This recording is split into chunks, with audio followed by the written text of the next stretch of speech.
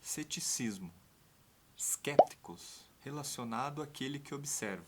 Em linhas gerais, o ceticismo é um complexo e multifacetado movimento da história da filosofia. Esse movimento de pensadores que perpassa toda a história da filosofia é basicamente reconhecido pela tese epistemológica que não se tem critérios de verdade para legitimar e justificar as nossas pretensões cognitivas, ou seja, as nossas crenças sobre aquilo que é verdadeiro ou falso. Isso significa que o cético ele sempre fica numa posição de não ter condições de verificar se algo pode ser verdadeiro ou correto. Isto significa que o cético utiliza-se de um modelo suspensivo, ou seja, uma argumentação suspensiva que tem como principal objetivo tornar o interlocutor indiferente às nossas pretensões cognitivas, ou seja, mais do que negar e se opor ao discurso do interlocutor, o cético ele promove uma suspensão da argumentação, e isso significa o modelo suspensivo. Uma das perguntas que a gente poderia fazer é por que alguém se vincula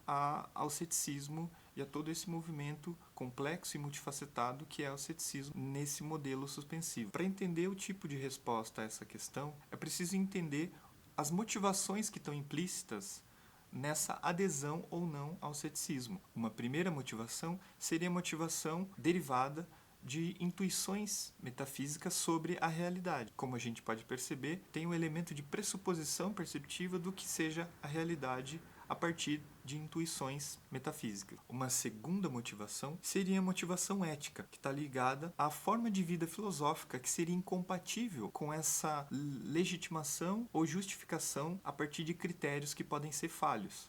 Então, o cético, por motivação ética, é aquele que promove, por exemplo, a epoché, como suspensão do julgamento diante dos impasses de verificar se algo é verdadeiro ou falso. Uma terceira motivação seria de cunho terapêutico, aquela sobre a qual a gente vai encontrar como principal expoente Pirro e o pirronismo na história da filosofia, em que se tem como principal elemento conceitos como a ataraxia, ou seja, uma proposta de uma imperturbabilidade da alma diante das perplexidades e conflitos da realidade. Por fim, uma quarta motivação seria a motivação metódica, aquela que está ligada ao método em relação a evitar incorrer em erros que levam à construção de edifícios filosóficos problemáticos. Lembrando que essa motivação metódica é a que vai aparecer basicamente como um ethos dos filósofos modernos e do método científico. Vale ainda lembrar que o ceticismo também pode, além dessa ideia da tese epistemológica,